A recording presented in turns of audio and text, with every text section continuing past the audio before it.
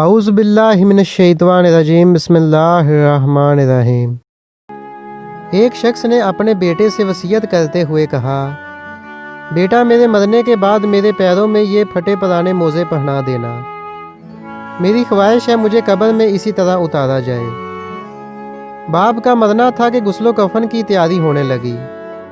چنانچہ حسب وعدہ بیٹے نے عالم دین سے وصیت کا اظہار کیا، مگر عالم دین نے اجازت نہ دیتے ہوئے فرمایا، ہمارے دین میں میت کو صرف کفن پہنانے کی اجازت ہے۔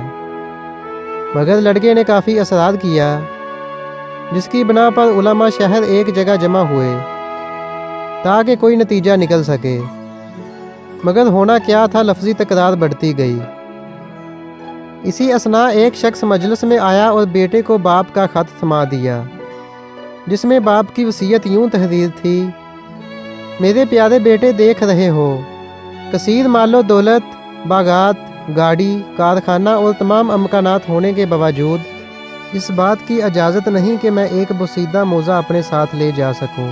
ایک روز تمہیں بھی موت آئے گی، آگاہ ہو جاؤ کہ تمہیں بھی ایک کفن ہی لے کر جانا پڑے گا۔